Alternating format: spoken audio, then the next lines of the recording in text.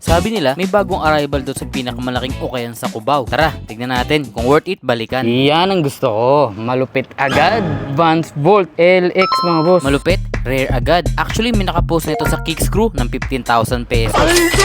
7.5, 689. Not bad. May konting heel lang at saka toe drags. Pwede to mga boss. Pwede yan. Ito na. Alam niyo naman tong ukayan na to. Sobrang dami ditong New Balance 2002R. Minsan nga lang, iba yung insoles niya. Tapos may tama na dito. Wala siyang presyo. Oh, ito. Nike Spirido, no? Kung familiar sa inyo itong sapatos na to, alam nyo na dito kinuha yung design ng Nike Book 2 ni Devin Booker. Ito medyo madumi nga lang, pero kaya pa to ng Shoe Express mga boss. Alam niyo na mga boss, yung sapatos na makuha natin dito sa episode na to, lilinisin natin sa dulo gamit yung Shoe Express. Kung naghahanap kayo ng palinis ng sapatos, available yung Shoe Express natin sa lahat ng selling platforms. At pagkatapos nga natin nilinisin yung nakuha natin, i-giveaway na agad natin sa inyo. Ito, pwede to. 680, maliit, size 7. Ito maganda mga boss, pang IT. Ayan.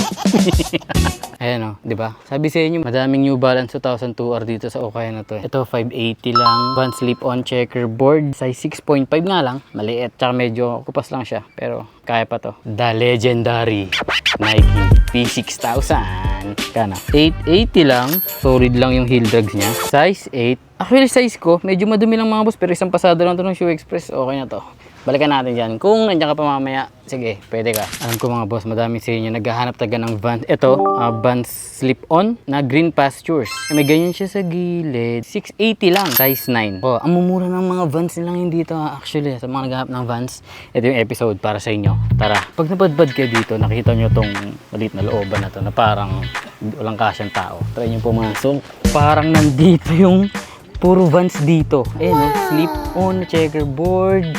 Ito, authentic na patchwork dito sa baba. Ayun, no? Oh, di ba? Mga Vans talaga nakatago dito sa ilalim. Actually, itong Vans na to, may nagbebenta ngayon sa eBay ng $14 lang. 800 to 900 pesos yun. Pero dito siya ng 780. Pasok to, size 8 mga boss. Maayos pa yung condition nitong sapatos na to. Pwede. Ito, mga sikat bago mag-pandemic. Ayan, Ultra Boost. Ito, kaya nila nalagyan ng ganyan actually. Kaya ganyan ng Adidas kasi may issue si Ultra Boost na ganito. Ayan, sakto, nasa baba lang.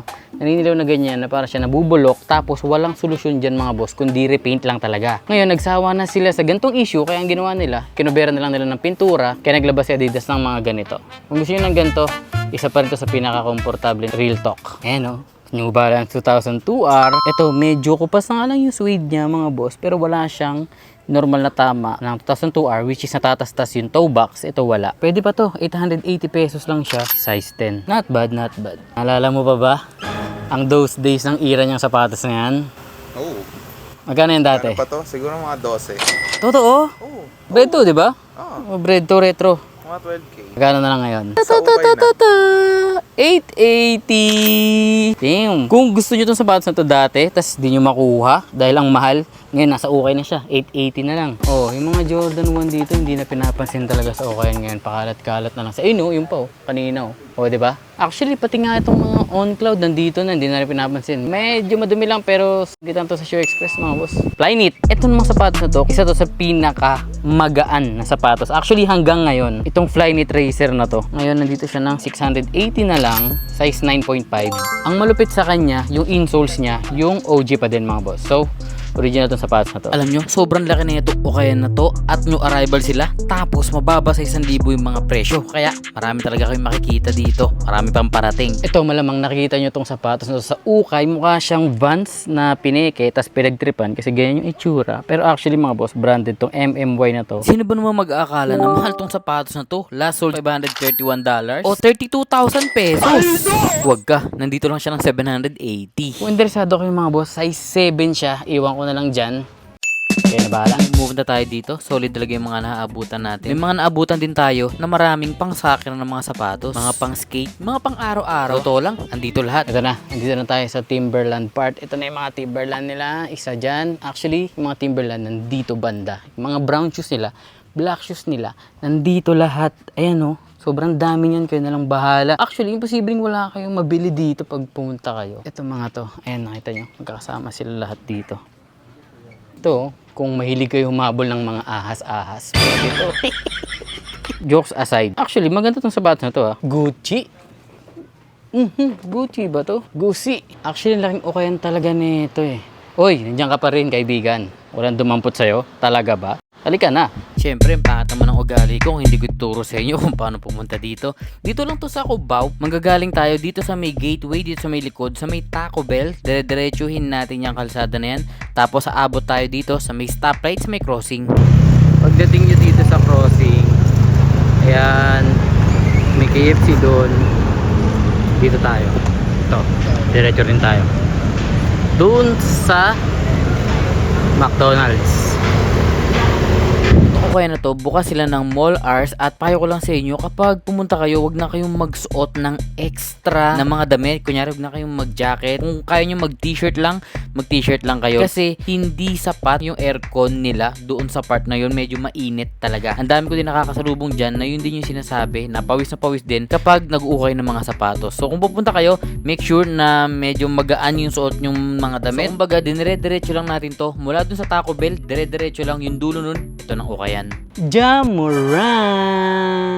Uy! Ja1! Ito okay po, wala lang sintas. Authentic to ah. Uy, familiar to ah. Ito actually, nakakuha tayo na itong sapatos na to last year. Tapos yung paninalaw na yun, nalinis pa natin, nabalik natin yung puting itsura, tapos maputi ulit yung midsole. Ginamit natin yung Shoe Express na Deep Restore. So yun yung may cleaner na tsaka sole booster. Pampaputi ng uppers, pati nung midsole. Ito, 780 pesos lang siya dito. Babalik nyo ba ito mga boss ah? Gamitin nyo lang yung Deep Restore nung Shoe Express. Kung tama ang kutob ko ah.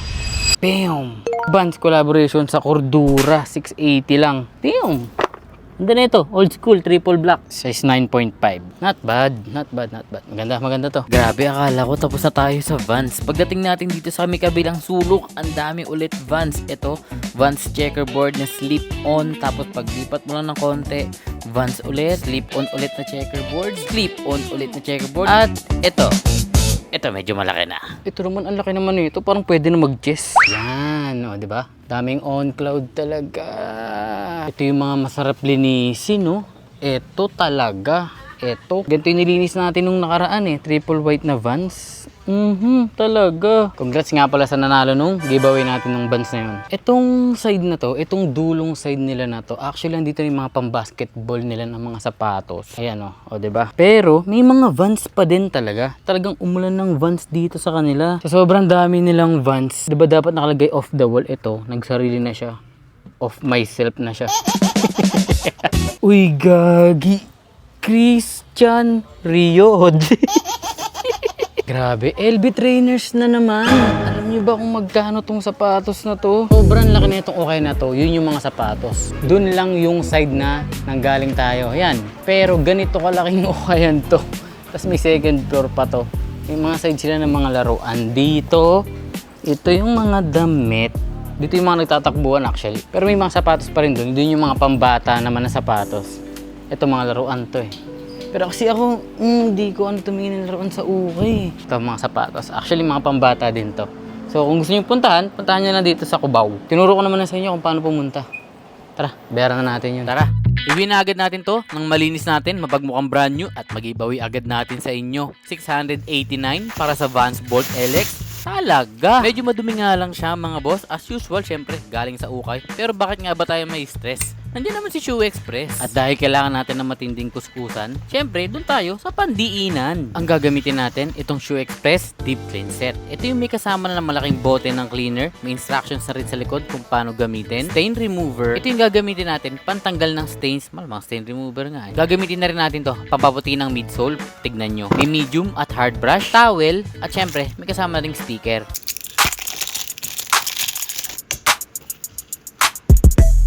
Ang maganda dito kay Shoe Express, meron to kasamang essential oils. Yun yung nagpapabalik ng brand new na itsura ng mga uppers at midsole ng mga sapatos natin. Yung instructions nga pala kung paano sumali sa giveaway natin dito. Ganun pa din, magtag lang kayo sa comment section ng dalawang kaibigan nyo na mahilig sa sapatos at i-share nyo lang tong video na to sa Facebook. Automatic, kasali na kagad kayo. Ito na yung part na ihahalo na natin yung stain remover sa cleaner para mas mapaputi pa natin yung midsole. At dun nga sa mananalo ng giveaway na to, papadalan ko na rin kayo ng isang cleaner ng Shoe Express mga boss. Kayo na maglinis ng kabila para makita nyo syempre kung gaano ka-effective yung panlinis natin. Sa lahat nga pala ng bibili nitong deep clean set natin ngayong August, lahat kayo mga boss may free sa akin na shoe freshener. Yun yung pampabango natin ng sapatos. 270 yun pero ililibre na natin mga boss sa lahat ng bibili ng deep clean set ngayong August. At paglipas nga lang ng ilang minuto, yung 600 pesos na nakuha natin sa ukay, ganito na yung itsura niya ngayon. Grabe to mga boss, black pala yung sapatos, hindi pala siya gray. Lahat pala to alikabok to. Talaga ba? Ganito kulay niya, oh. Tignan nyo na nalinis natin. Na-restore natin yung kulay niya, tapos tignan nyo yung tsura ng midsole. Mukhang bago na ulit. Dito ko pinaka hindi makapaniwala actually, yung na-restore natin yung tamang kulay niya na black pala tong sapato. Dahil talaga to dito sa essential oils nitong Shoe Express. Okay, so kung sino man na neto, congrats na kagad mga boss, papadalan ko kayo ng free na Shoe Express cleaner. At oo nga pala, ngayong buong August, sa lahat ng mag-check out nitong deep clean set natin, huwag nyo kalimutan na may libre kayong freshener sa lahat ng mag-check out ng deep clean ngayong August. Ito yung pabango. Yan yung pabango. Para amoy bago talaga yung sapatos. So kung naghanap kayo ng panlinis ng sapatos mga boss, available itong Shoe Express natin sa lahat ng selling platforms. At kung may nakita nga kayong sapatos doon sa Okaya na yon, puntahan nyo na lang sa Cubao at kita ulit tayo.